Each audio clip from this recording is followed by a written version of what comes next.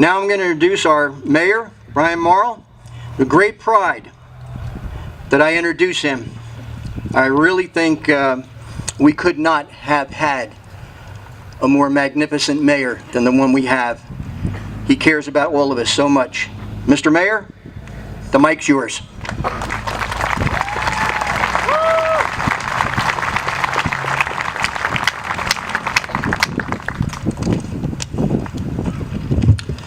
Thank you, Tim. Appreciate that very kind introduction.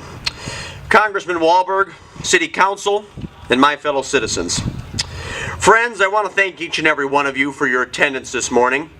More important, I want to thank our very own American Legion Post 322 and all of the individuals and groups who contributed to make today's festivities, a success. Please join me in giving them a warm round of applause.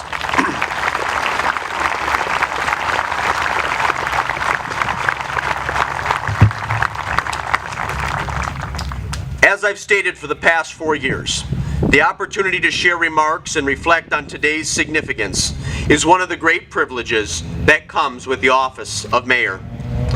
As I stand in the shadow of this impressive monument, and on this centennial anniversary of America's participation in the First Great War, I want to speak to you about the significance of this moment.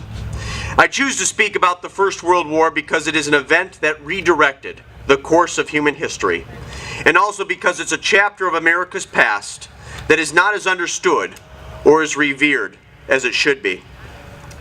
A century ago, the United States was emerging as one of the most prosperous and progressive nations on earth. As a society, we were upwardly mobile and rich in both raw material and human capital. On July 4th, 1914, President Woodrow Wilson was invited to give an address from the steps of Independence Hall in Philadelphia, Pennsylvania. After paying homage to what he referred to as America's, and I quote, energy, variety, and wealth, end of quote, he posed a fundamental question. What are we going to do with the power and influence of this great nation? Well, weeks later, the world erupted in war, with millions perishing in the name of their king or autocrat, and in pursuit of wealth or territorial gain. President Wilson and the American public were keenly aware of the battlefield casualties, but they were also cognizant of the atrocities committed in Belgium and Serbia, the wholesale slaughter of Christian Armenians, and the outright murder of civilians aboard the Cunard liner, the Lusitania.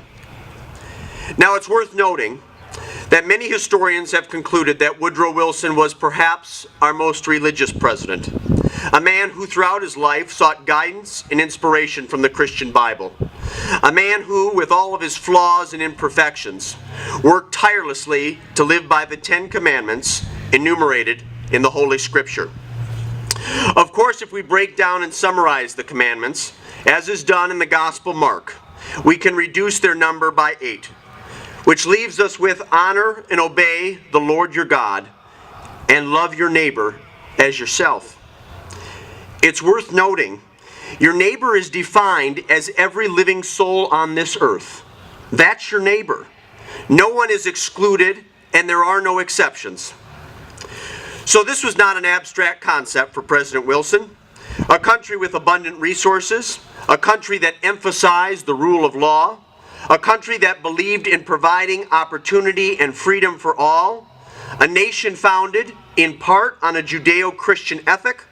This country had an obligation, a moral obligation, to help those who were suffering. For complacency and indifference is no virtue in the face of human tragedy.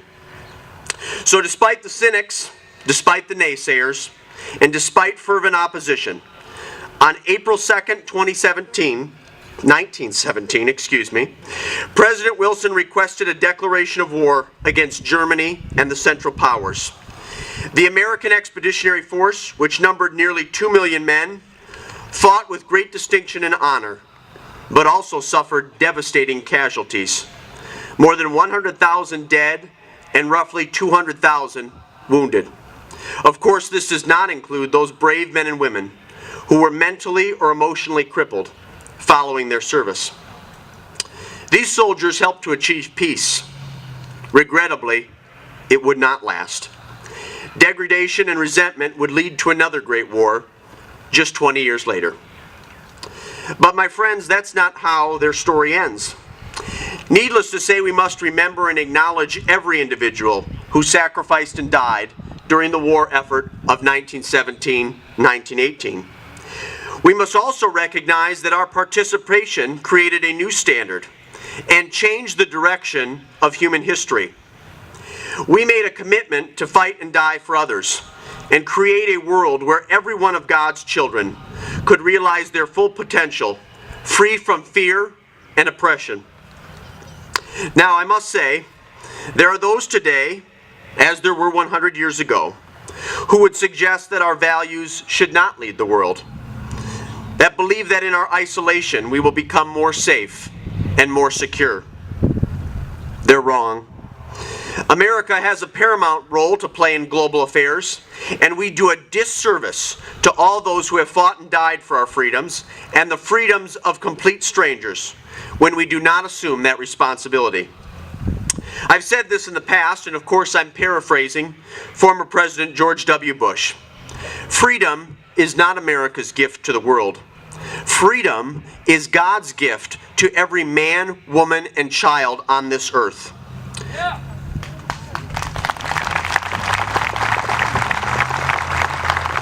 Thank you.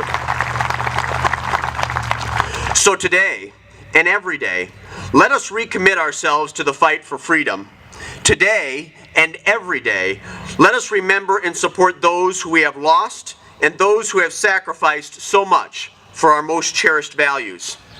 And in conclusion, let no one question that this nation and our armed forces will continue to stand up and defend what is right.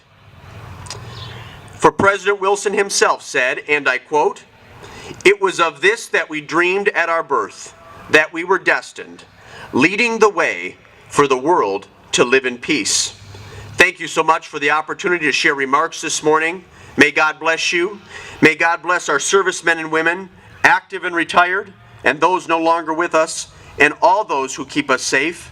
And may God bless the United States of America. Thank you all.